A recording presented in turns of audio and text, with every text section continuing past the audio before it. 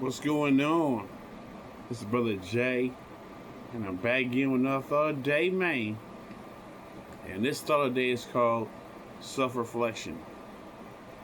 And there's a lot of people, you know what I'm saying, that don't come to terms or reconciliation within themselves about how they became who they are.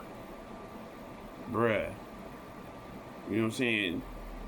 I don't sit up here, you know what I'm saying, and brag about, you know what I'm saying, all the things I've done, you know what I'm saying, because some of them, I would not change those memories for nothing. But there's some memories, you know what I'm saying, that, creeps up and haunts me at night every now and then. You know what I'm saying? But I will say this for the record. Do I regret the things I've done? Probably a small portion, but majority of it, no. No. Because this is what made me become me. You know what I'm saying? If I was really like, you know what I'm saying, living a spoon-fed life and stuff like that, like, you know what I'm saying, Jada Smith, you know what I'm saying, and was, you know what I'm saying, raised up in a nice house and stuff like that, I probably would have a whole different philosophy on how I see the world, you know what I'm saying. I probably would have a very entitled way of how I see things. But see, entitlement behavior is not how you're supposed to look at the world, like the world owes you something. You know what I'm saying? You know, you're supposed to sit here and say, what are you trying to contribute to the world itself? You know what I'm saying? Now, yes, did me do my independent thinking philosophy, you know what I'm saying, benefit me? Probably no. You know what I'm saying? But would I sit here and turn back the hands of time and change shit? Certain details, but not all of it. No. No. So self-reflection. Am I the man that I wanted to be? I'm gonna tell you honestly, butt naked on the table, I didn't think I would live to be this old, bruh. You know what I'm saying? I had a dream ever since I was 14 years old that I was gonna die at 26. You know what I'm saying? Once I got past 26, bruh, every day been a blessing ever since. So why would I regret living further than in the urban dynamic where I used to live at? It was like, okay, all y'all cats out here in LA, your life expectancy level is death. You know what I'm saying? Between 14 and 18, you're dead. And I live further past that. So why would I sit up here and have any like negative, you know what I'm saying, reflection on my life, you know what I'm saying, like, oh, I regret doing this, that, and the other. You know what I'm saying? Now, do I want a perfect world like anybody on this planet? Yes. Yes, you want a perfect world. You want a perfect world, you know what I'm saying, where all your children love you. And you know what I'm saying? And you in close contact with each other and shit. Y'all live in harmonious and stuff like that in a nice place and saying where they being peaceful with their children and stuff like that. Yeah. But is that reality? No. No. You know what I'm saying? I mean, we would like to have the perfect world. But in reality, it's not a perfect world. You know what I'm saying? So, only thing I will say, you know what I'm saying, and try to, you know what I'm saying, land that plane I'm trying to do right now is this. There's a lot of things that I wish that I didn't do so I could accomplish more. But, again, you know what I'm saying, this makes me, you know what I'm saying? So, if I didn't do those things, I would have learned the hardship and learned about the trials and certain tribulations of things, to appreciate day by day living. Like, I'm living day by day now, and I'm fucking very appreciative compared to where I was. Because back then, I was young, trying to figure out, how to maneuver in life, And my dad sit here and said, nigga, get your ass the fuck out of the house, bruh, and you need to figure this out. And my first moves wasn't the best moves, and I learned the hard way.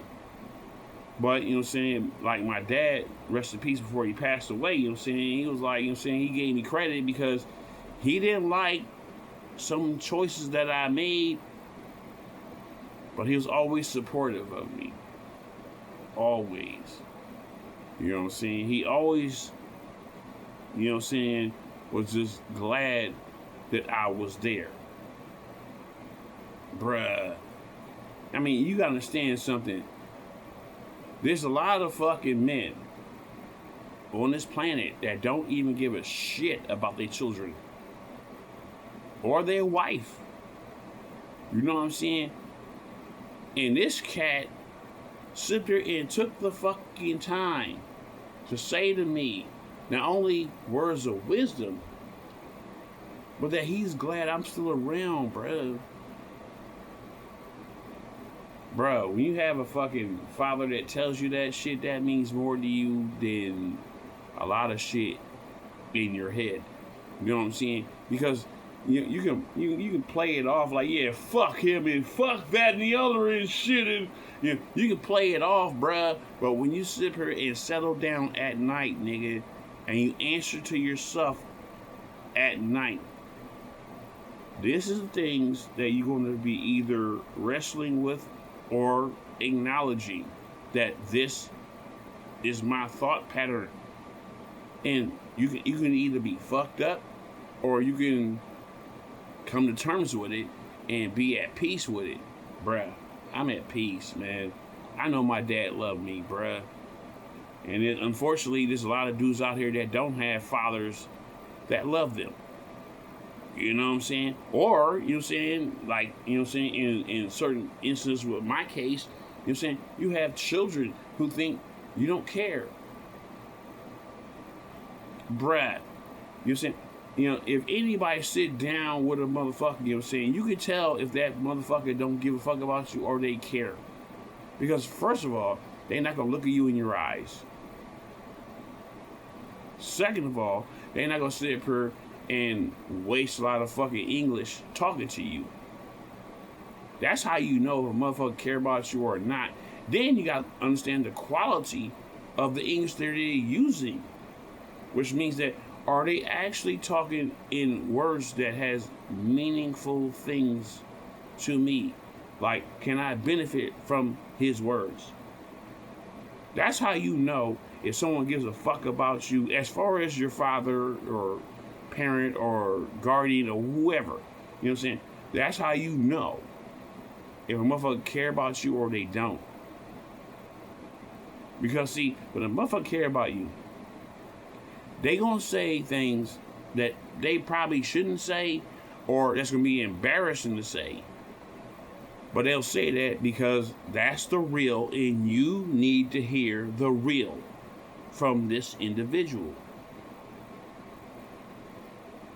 So, in closing, to end this, subject, my ideology is that I look upon a lot of my past and, people saying, well, I have regrets here, I regret this over here and shit. I have very few regrets.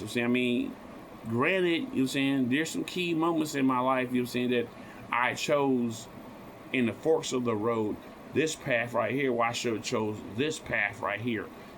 Yeah, I could have made better decisions, yeah. You know what I'm saying? But I'm human, bruh. You know what I'm saying? No one sits up here and lay out the roadmap of this is how life is, and you should make this choice right here. That sounds good, but when your emotions are involved, you know what I'm saying, whether it be love or hate or anger or depression, or when you're dealing with these emotional contents on top of PTSD, there's no perfect recipe. You know what I'm saying? So my end note is only make sure, you make choices that you can live with. You know what I'm saying? Don't choose the easy way out, which is, to delete yourself. You know what I'm saying? Always choose to fight another day. Yeah, we all accumulate regrets in our life, but how can you change modes and not have the regrets hanging over your shoulder like a dark shadow? You know what I'm saying? Make sure you come to terms with you yourself, because you have to live with yourself until you die. No one else gotta live with you but you. Not your fucking children, not your wife, not your fucking, father, mother, aunties, no one. This is your life. And only you can live it. So you have to make choices that you do not mind living with for the rest of your life. And I'm out of here. Deuces.